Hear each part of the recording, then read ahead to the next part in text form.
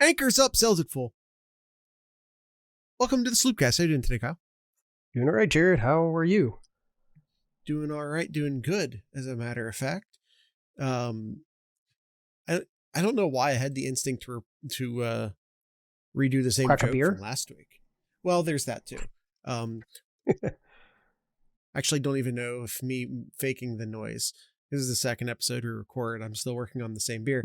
I don't even know if me faking the noise gets through the noise gate, to be honest with you. But you know what? It's fine. Kyle, it is time. It is time to get to know our enemies, who are the Texas Longhorns. So let's get right into it. Yeah. 7 months later, and we're Same back. team. Well, not exactly. Same team. Not exactly. Well, same laundry. Yeah. Same laundry. Well, instead of playing in Texas, they're coming up to Ohio to play this one this time. Yeah, they sure are. Here's the thing, though. It's really hard to beat a team like this twice.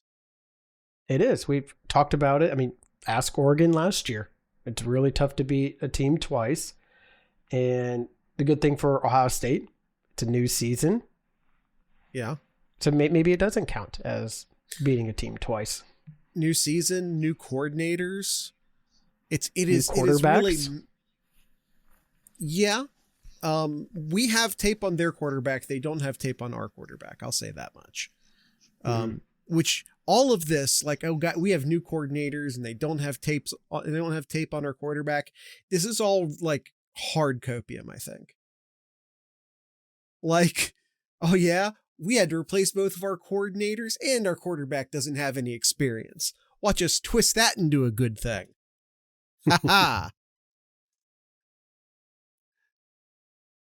But yeah, I'm not going into this game super optimistic. Honestly, I think both teams, you can say that too. There's a lot of departures on both teams, Sure. on both sides of the ball. Yeah, I mean, you could definitely look at Ohio State with the coordinators, especially not being there. Look at that as maybe the disadvantage for Ohio State. But I mean, you look at some of the recent news from both teams here. Texas out with their left tackle and potentially the right tackle. Right. We'll see. Game time decision there. Reports out there that their right tackle broke his hand and potentially is a game time decision. That's interesting on how breaking a hand and you can still play, especially at a offensive line position there. I imagine that would be very tough to do. I mean, you're not supposed to hold anyway, right? There's holding in every play, Jared. I know. There's holding in every Kyle, play. I used to play offensive line. I know. You holding is part of it. It's just not. It's not a matter of not holding. It's a matter of where you hold on the jersey. I understand. But from especially from a pass protection standpoint, if you're grabbing, you've already lost. If you're grabbing, you've already lost. At least from a pass protection standpoint, at least at tackle. Fair. Run blocking, that is a little bit different. That's a little bit different. But yeah, we up on the screen right now. We have key players on the offense, key players on the defense, and their statistics from last season. Of course, it's week 1, so we only have last year's statistics. We don't have any of this year's statistics yet, obviously. But here they are. Last year, number 2 defense in the country as far as points allowed, number 4th in the country as far as yards allowed. Number 1 passing defense in the entire country last year. Yards per pass. That's really what matters the most, in my opinion. Yards per game, they did drop down to 7th, but I think yards per pass is probably the most telling. Really good on third downs as a defensive unit. It was odd how bad Texas was offensively in the red zone. Yeah, I mean, yeah, quite frankly, their offense wasn't. Their offense was not like great last year. It was obviously good. I don't think anyone would say it was bad, but they had a lot of running issues, and Ewers just never lived up to the hype that was attributed to him. Yep. And Manning will have the reins now, and he looked good when he played. Last year, because he did play a decent amount last year. I wouldn't say he looked fantastic when he played, but he looked good. And those were his first couple starts. Like it would probably be more newsworthy if he had played fantastic.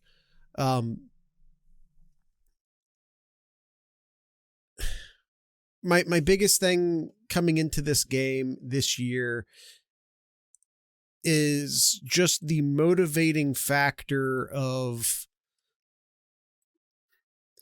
like, Ohio State wins the national championship game, and no matter how motivated you attempt to remain, like, one team got knocked out of the playoffs and have been stewing on that all year, all offseason, that is. And that to me is a motivating factor that you simply can't manufacture on the other side. You simply cannot, no matter how self-driving, no matter how self-motivating the players are, no matter what Ryan Day and Coach Mick and everyone did to create motivation, you cannot manufacture the motivation of getting to play the team that knocked you out of the playoffs in week 1 the next year.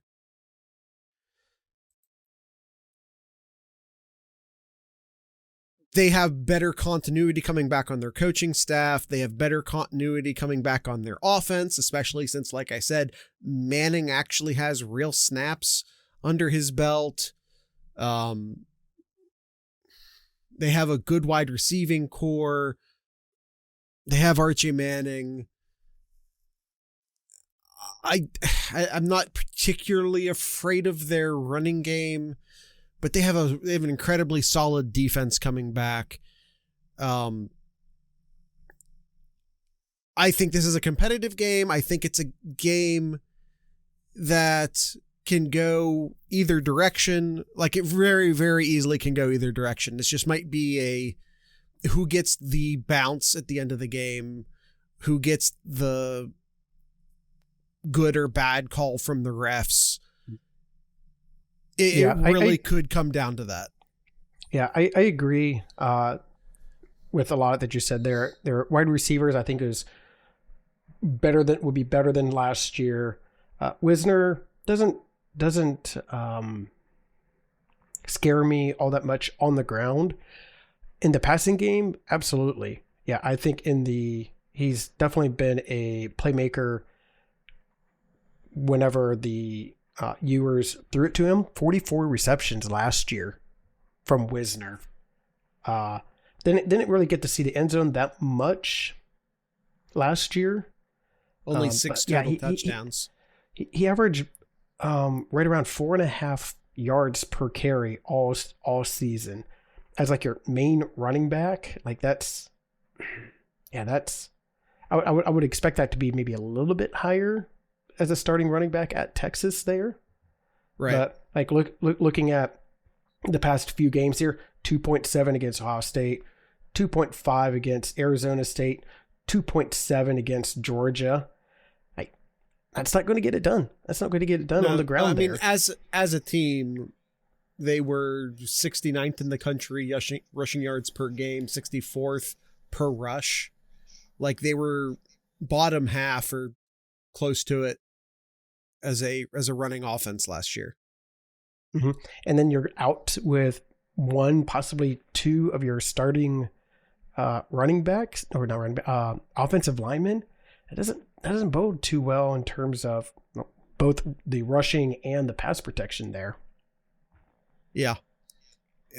Esquire's demanding to see Archie Manning's birth certificate down in the chat.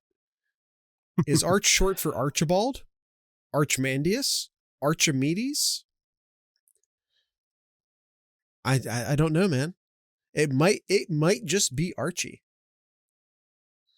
Although Archibald probably makes more sense. They do have a transfer.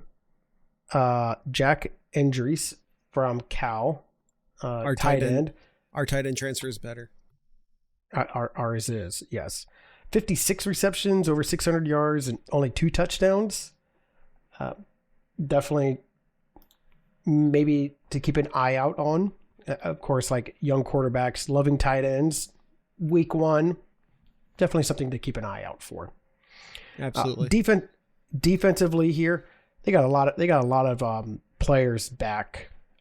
Colin Simmons is back. Anthony Hill Jr., Leonard LaFou is back. Jalen is back. Michael and the safety is back as well. A lot of playmakers defensively for Texas, and we saw in the game against Ohio State.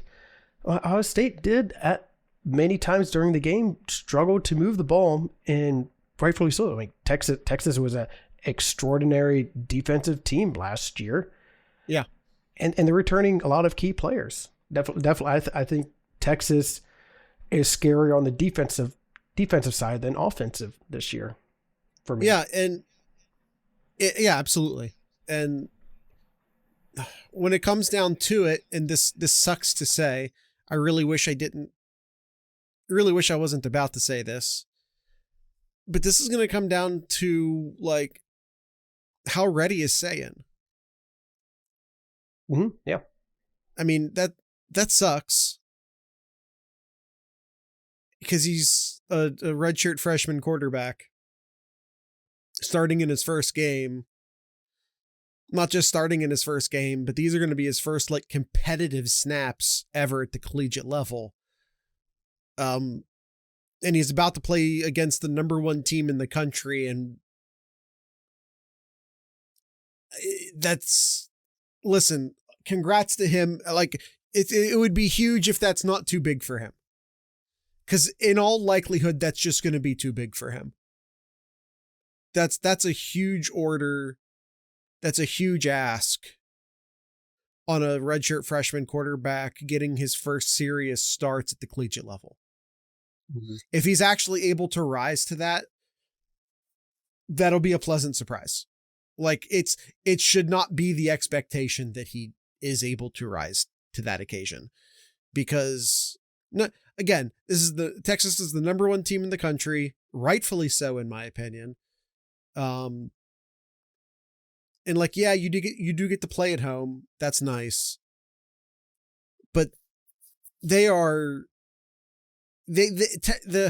Texas squad has to be geared, absolutely geared, knowing that they have a revenge game for the past 7 months. Like that's it just feels a little too big. It all feels a little too big, not just for Sayin, but for a team that is replacing a lot of starters this year. Mm-hmm. And this is why I've said it several times during the offseason. I don't expect Ohio State to win this game. And for what it matters, it doesn't matter. Like if Ohio State gets blown out in this game, that would matter.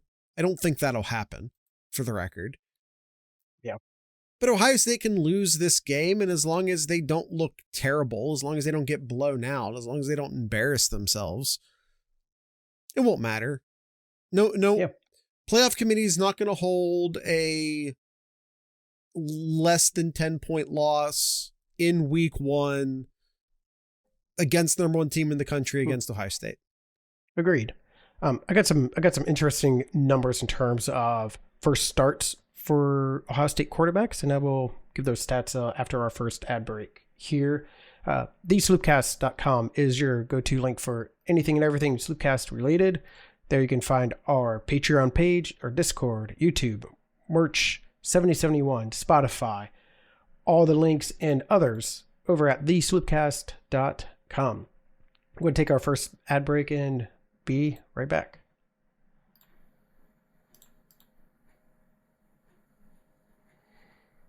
Okay, Kyle. Now, when you give us first-time Ohio State quarterback starters.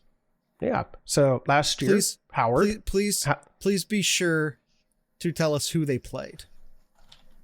That's a good note to add in there. So yeah. Let's start back in 2018. Haskins played Oregon State. Uh-huh. Threw for 313 yards and 5 touchdowns. Yep. Pretty good. Now was he a redshirt freshman? He wasn't. Okay. Was Oregon State even kind of ranked? No. But I'm going to move on just for the sake of time here. Okay. Justin Fields, his first time. Okay. He threw 234 yards and 4 touchdowns. Against? Florida Atlantic. Okay. Was Florida Atlantic ranked? No. Moving forward is CJ Stroud. His first game. He was a redshirt freshman. Mm-hmm. 294 yards and 4 touchdowns. Okay. Against your Golden Gophers, Jared. Okay. I mean, that's the most impressive line so far. That's better. And then McCord. Was Minnesota ranked? No, none of these were. McCord, 2 years ago, 239 yards. Okay. Against Indiana. How many touchdowns did he had? He had no touchdowns. 239 yards. That's not fantastic, and that was not.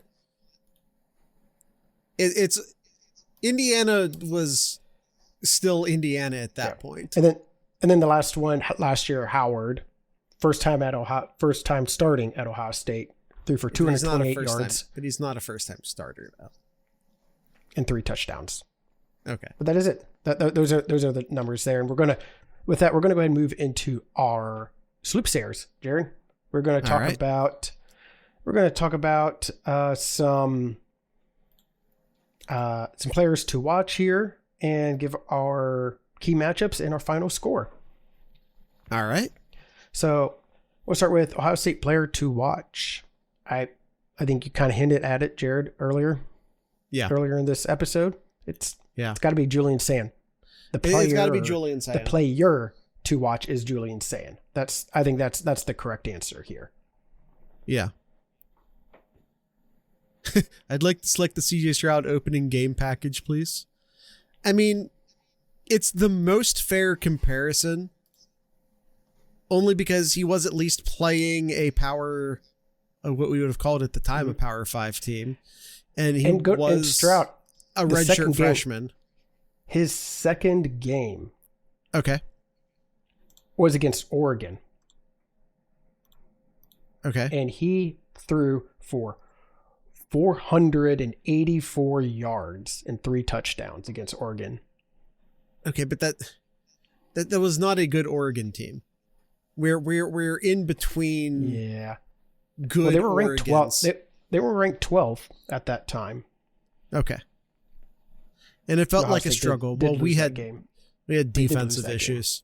That team had defensive issues. That wasn't on Stroud. All right, who do you got for your player to watch, Jared? On the defensive side? Either like your Ohio State player to watch. Oh, I already said it. Saying. Okay. Enemy player to watch. Who do you have for Texas? Who's the one player to keep an eye out for?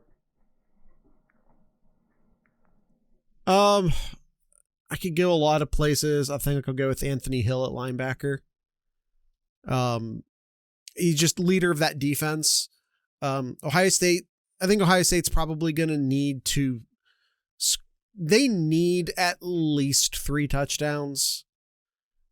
And that's with, I say at least 3 touchdowns. That's also me saying with a few field goals sprinkled on top. Like,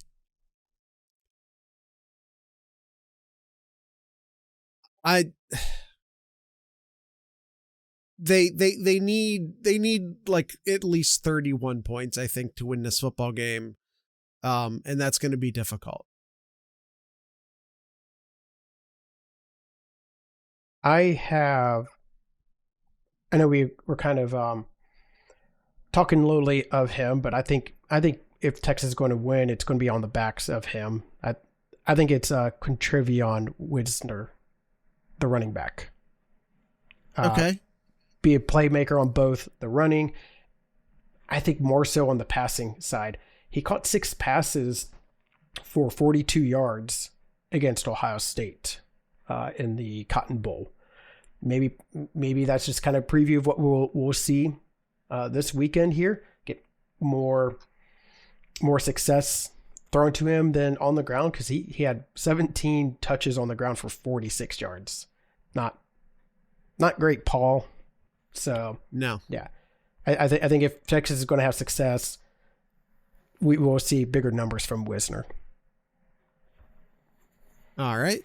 And the key matchup here, to me, Jared, I think the key matchup, it's Ohio State's defensive line versus Texas offensive line. How well can Ohio State's defensive line get pressure on Manning, stop Wisner, and yeah, I think that you gotta rattle him, make him uncomfortable, because Manning's going to get happy feet here. He's rushed the ball quite a few times in the limited playing that he had last year, and he still ran the ball.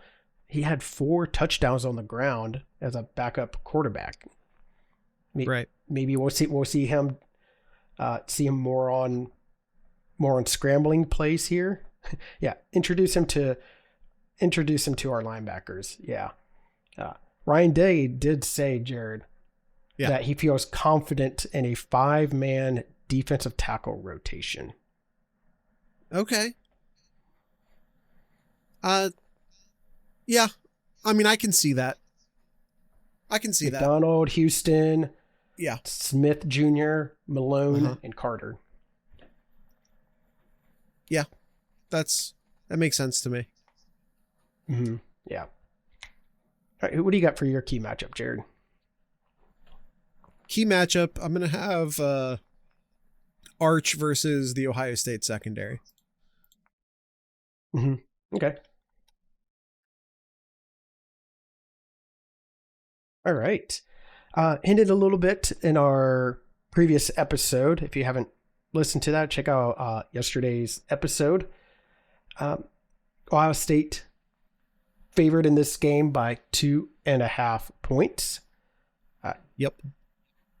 Jared and myself are picking the underdog, while our guest picker, Buckeye Esquire, has picked Ohio State. And I'll start with him, and he has a few sentences here about the matchup here. He says, "We've never been more back. Time to drive Sark back to the bottle. Arch has met Lathan Ransom. Time to introduce him to Arvell Reese. OSU takes an instant classic at home, 27-22. And what do you have as the final score, Jared, with you saying that Texas will cover? I have Texas both covering and winning. I have Texas 27, Ohio State 24. All right.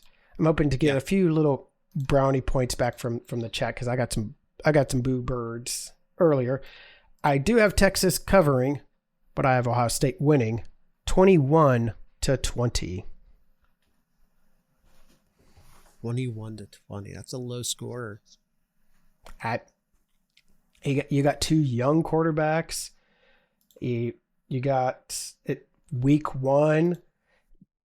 You're gonna see some some rough times. You're going to see some mental mistakes. I think it could be low scoring.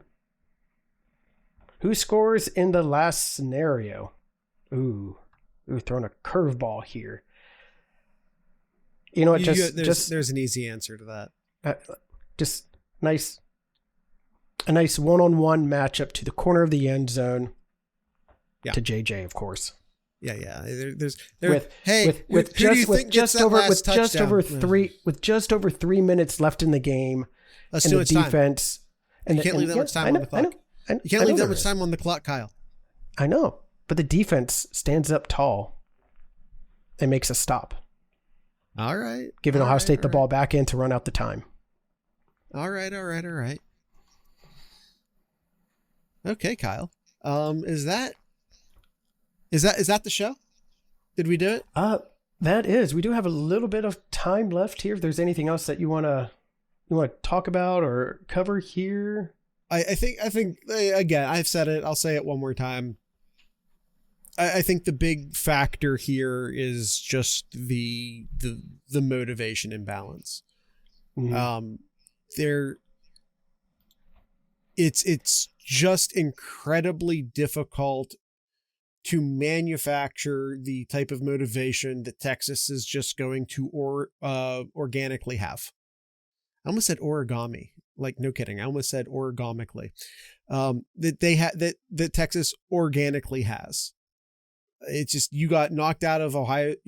Ohio State knocked you out of the playoffs last year, and you've had the entire season, the entire off season since then to prepare for this game, just revenge minded.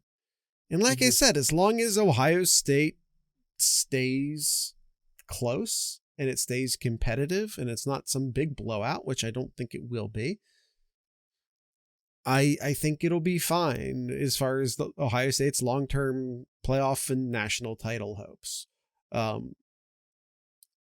It might cost you the number 1 seed, but it's not going to cost you the playoff spot. And it's not going to hurt you at all from a Big Ten standpoint. So I do think Ohio State loses, but I also don't think it'll be a big deal. Yeah. Overall, it's not going to be a big deal as long as it's not a blowout. And I just don't see that because of how talented Ohio State is here. Heartline will be in the box per Ryan Day here. Mm-hmm. He will be. I mean, you have to. I think a coordinator has to be up in the box. That, or they have to have a trusted co-coordinator in the box on their behalf. You know what I mean? But I think you need a coordinator up in the box. Yeah. You're too big of a disadvantage not seeing things from up there, having desk space in front of you with the play sheets, just that level of like emotional separation to be able to think calmly and rationally. I being up in the booth as a play caller, I think, is just a huge deal. Yep. And with the helmet communications now, it'll make his job a little bit easier now too. Because it'll make some people's jobs harder. I won't say who. Yeah. In his first time as the offensive coordinator, I know he was on the sidelines with Day there. Yeah.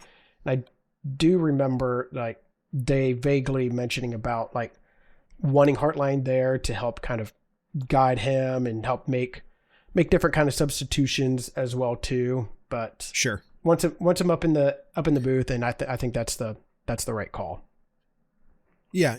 I mean, when Heartline had his first stint at offensive coordinator, that was 2 seasons ago. Day was still calling the plays.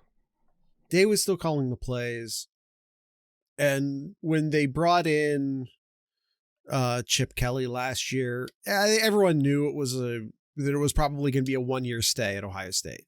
And it was understood that was the case. And it was understood that it was a big part of Chip Kelly's job to get Heartline ready. Yep. Brian Hartline's now had the opportunity to learn under both Ryan Day and Chip Kelly. Yep. So, I know his first stint as offensive coordinator wasn't fantastic, but you have to give people an opportunity to learn and to grow.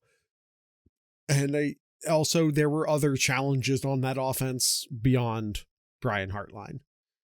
That on the offensive line, at quarterback, Yep. All right. And I think with that, we'll go ahead and end that episode here, Jared. So go ahead and, as I bring in our legally not Brutus logo here, horns down. Horns down. Anything you want for Kyle's Corner, or are we just nope? All right. Oh. Once again, tonight's ending music will be brought to you by the New Bomb Turks. So with all that being said, I'd like to encourage everyone to drink local beer, listen to local music, and of course support your local podcasters. Once again, these are the New Bomb Turks.